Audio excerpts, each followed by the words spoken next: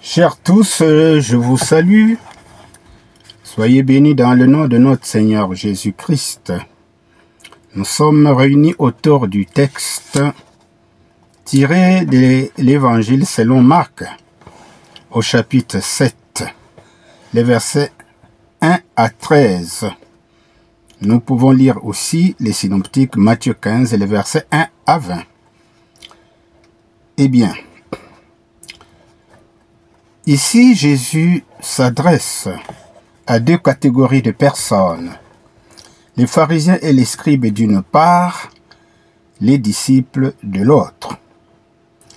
Les pharisiens et les scribes viennent de Jérusalem dans le seul but de scruter les faits et gestes de Jésus et ses disciples pour trouver motif de l'accuser. Ces derniers ne tardent pas de trouver la matière d'accusation, en l'occurrence le non-lavement des mains de ses disciples avant le repas. En voyant cela, les opposants de Jésus sont interloqués. Pourquoi tes disciples ne suivent pas la tradition des anciens, mais prennent-ils le repas avec des mains non lavées? Alors, notre introduction vous aide à comprendre que nous allons méditer sur la tradition religieuse juive que Jésus condamne. Bien, 2 points. Nous allons nous occuper pour la compréhension de ce texte. Le premier point, c'est que la tradition humaine n'a pas l'autorité de la parole de Dieu.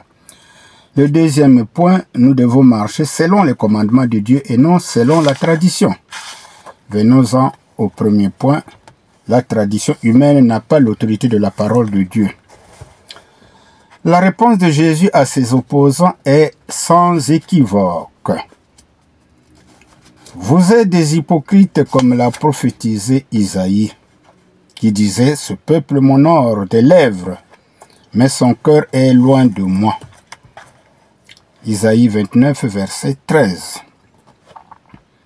En effet, l'hypocrisie consiste à se passer pour ce qu'on n'est pas et n'a aucune intention de devenir. Jésus qualifie les chefs religieux d'hypocrites parce qu'ils adorent Dieu pour de mauvaises raisons. Leur culte n'est pas motivé par l'amour, mais dans le but d'obtenir des avantages, mais aussi de paraître saints et de gagner la considération du peuple. Nous tombons dans l'hypocrisie dans les cas de figure suivants. Lorsque nous respectons scrupuleusement certaines pratiques religieuses, tout en étant de cœur éloigné de Dieu. Lorsque nous accordons plus d'importance à notre réputation qu'à notre qualité de serviteur. Lorsque nous mettons en exergue nos propres qualités et les défauts d'autrui. Jésus ne s'oppose pas à toutes les traditions. Il s'oppose à ce qu'il les considère comme aussi importantes, sinon plus que la parole de Dieu. Une bonne tradition est celle qui renforce les enseignements de Dieu et nous incite à un service fidèle et conduit notre cœur dans l'adoration. Et donc la parole de Dieu doit toujours rester au centre de tout apostolat. Et veillons à ce que Christ soit glorifié par nos traditions.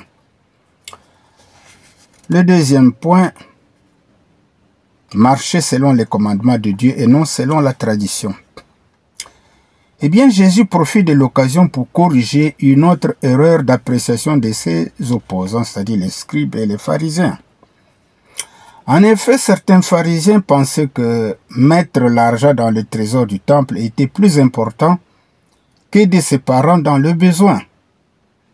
Pourtant, la loi de Dieu ordonne explicitement d'honorer ses parents, ce que nous pouvons lire en Exode 20, verset 12, et de prendre soin des pauvres, ce que nous pouvons lire en Lévitique 25, les versets 35 à 43.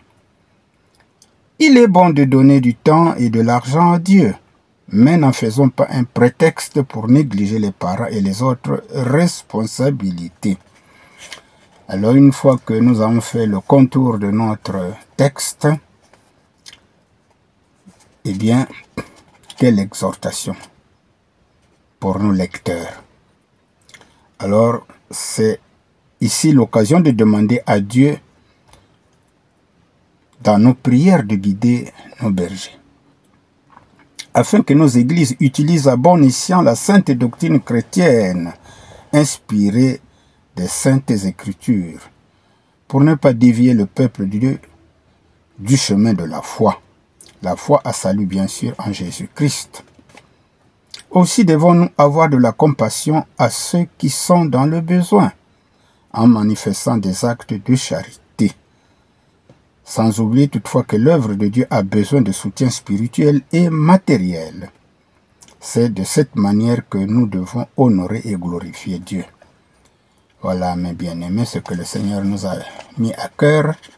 Continuez à réfléchir sur le texte. Le Seigneur va vous accorder beaucoup de bénédictions. Que Dieu vous bénisse.